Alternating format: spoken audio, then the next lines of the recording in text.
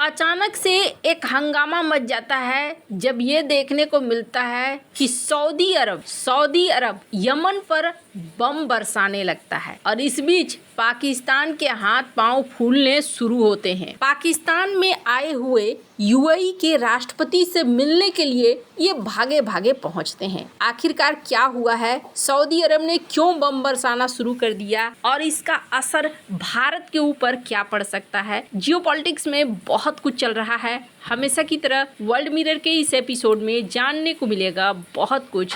आइए जानते हैं इन खबरों को विस्तार से। सऊदी अरब ने एक हंगामा मचा दिया और ये हंगामा अचानक से हुए एयर स्ट्राइक की वजह से हुआ। कोई कुछ समझ पाता उससे पहले ही बमबारी शुरू हो गई। स्क्रीन पर आप एक मैप देख रहे हैं। मैप में ये है सऊदी अरब और ये है यूएई, खाड़ी के दो सबसे शक्तिशाली मुस्लिम देश, और इन दोनों के बीच में ही टेंशन होना शुरू हो गया। ये दोनों ही देश पड़ोसी देश यमन में आमने सामने हैं। यमन जहां के बंदरगाह शहर मुक्काला पर अचानक से बमबारी कर दिया सऊदी अरब ने इसका वीडियो भी जारी किया है। स्क्रीन पर आप इस वीडियो को देख सकते हैं। कहा गया कि ये हमला इसलिए किया गया क्योंकि इस बंदरगाह पे बड़ी मात्रा में हथियार उतर रहे थे। अब ये हथियार कौन उतार रहा था? ये हथियार यूएई उतार रहा था और यूएई के हथियारों को तबाह किया सऊदी अरब ने। आपके मन में सवाल आएगा, ये दोनों तो दोस्त थे, अचानक से ये दुश्मनी की तरफ क्यों बढ़ गया और ये लड़ाई ऐसा क्यों हो रहा है,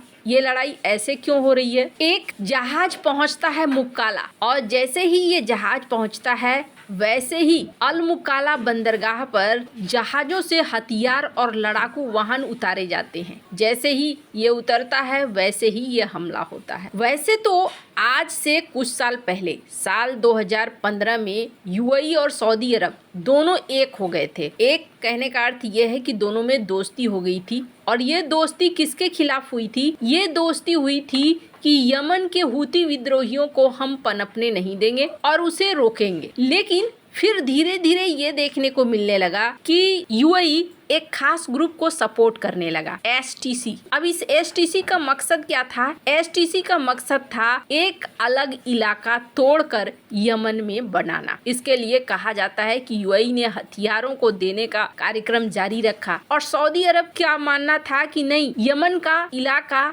अलग नहीं होना चाहिए, एक ही रहना चाहिए, और इस वजह से यूएई से तल्खियां भी बढ़ने लगी। अब क्यों चाहता है सऊदी अरब कि यमन का इलाका एक हो? तो इसके पीछे सबसे बड़ा कारण है, जिस इलाके को अलग करने के लिए एसटीसी बात कर रहा है वो इलाका सऊदी अरब की सीमा के एकदम करीब में है और जो इलाका है वो इलाका तेल से भरा हुआ है। सऊदी अरब को लगता है कि यूएई इस इलाके को अलग करवा के फिर इस पर अपना दावा ठोकेगा। यूएई का कहना है कि नहीं, मैंने किसी आतंकवादी संगठन को यह हथियार नहीं भेजे थे, मैंने अपनी सेनाओं के लिए यह हथियार भेजे थे। जो सेना वहां शांति के लिए रुके हुए हैं, काउंटर टेररिज्म यूनिट है जिनको हमने तैनात किया था। हालांकि कहा जाता है कि सऊदी अरब इस बार बहुत ज्यादा गुस्से में था। यूएई और सऊदी अरब के बीच में टेंशन आज से नहीं बल्कि काफी पुराना है। दोनों तेल पर निर्भर हैं और ओपेक में कोटा को लेकर झगड़ा होता है और इन सब के बीच में ये भी देखने को मिला था कि सूडान में भी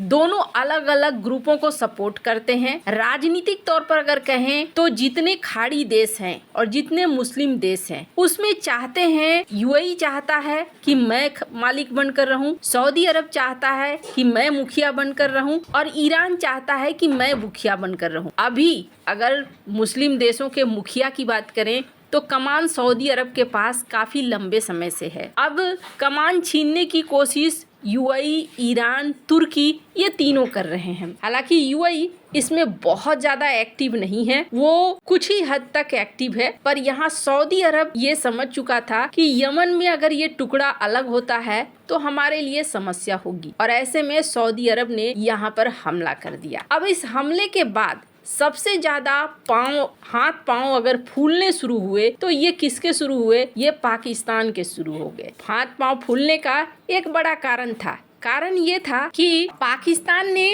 अभी हाल ही में सऊदी अरब के साथ समझौता किया हुआ है। अगर सऊदी अरब पर हमला होता है तो वो पाकिस्तान पर हमला माना जाएगा और पाकिस्तान पर अगर होता है तो सऊदी अरब पर माना जाएगा। इस वजह से पाकिस्तान को कहा गया कि डायल करना शुरू कर दिया गया। अब सऊदी अरब ने पाकिस्तान को साथ इसलिए लिया है क्योंकि इसके पास न्यूक्लियर हथियार हैं। न्यूक्लियर हथियार की धौंस भी दिखाना है। अब यहाँ पर समस्या ये आ गई शहबाज शरीफ के पास कि यूएई हो या सऊदी अरब हो, दोनों से इन्होंने लोन ले रखा है और अगर यहाँ ये सेना नहीं भेजते हैं तो दोनों से पीटेंगे, कम से कम एक से तो जरूर पीटेंगे, और अगर सेना भेजते हैं तो भी एक से पीटेंगे। अभी पाकिस्तान में ही हैं यूएई के राष्ट्रपति मोहम्मद बिन जायद अल नाहयान। हमने आपको बताया था कि यूएई के राष्ट्रपति पाकिस्तान पहुंचे, एयरपोर्ट में ही इन्होंने छोटी सी मुलाकात की और ये अपने प्राइवेट इवेंट के लिए निकल गए। प्राइवेट इवेंट क्या है? तो ये पाकिस्तान हर साल पहुंचते हैं ऐसे मौसम में, एक खास पंछी का शिकार करने के लिए पहुंचते हैं। 15 दिन 1 महीना ये लोग रहते हैं, पूरे लाव लश्कर के साथ आते हैं। इनका अपना रसोईया से लेकर अपना सब कुछ होता है। एक तरीके से कहें तो पिकनिक मनाने के लिए आते हैं ये पाकिस्तान के अंदर और फिर पिकनिक मनाकर चले जाते हैं। यूएई ने एक संकेत पाकिस्तान को एयरपोर्ट पर दे दिया,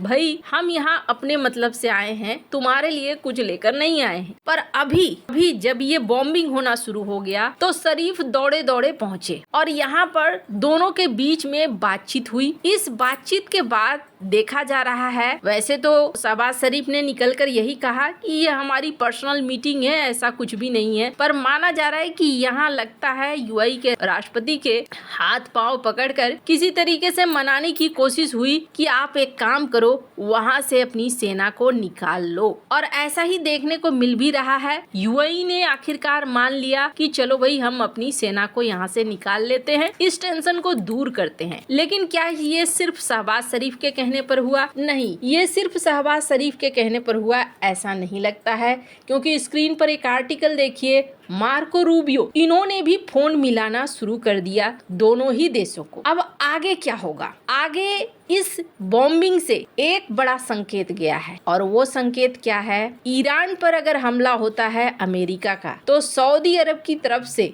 यमन को भी साफ करने की कोशिश होगी। यमन के हुती विद्रोहियों ने बहुत लंबे समय तक सऊदी अरब को परेशान किया है, सऊदी अरब के तेल रिफाइनरी को कई बार तबाह किया है। तो अगर ईरान पर एक्शन होगा तो हो सकता है आपको ये देखने को मिले कि यमन पर भी एक्शन हो। खैर, अब आने वाला समय बहुत ही नजदीक है। जिस तरीके से नेतन्याहू डोनाल्ड ट्रंप से मिले थे और इस बीच ये सारी गतिविधियां हो रही हैं, सऊदी अरब ने एक तरीके से एक छोटा सा परीक्षण किया इस बॉम्बिंग के बाद। अभी हो सकता है आगे का पिक्चर कुछ और निकले। आपको क्या लगता है इन सब मामले में? आपकी क्या राय है? कमेंट कर जरूर बताएं। जल्द मिलते हैं अगले वीडियो में नई खबर के साथ।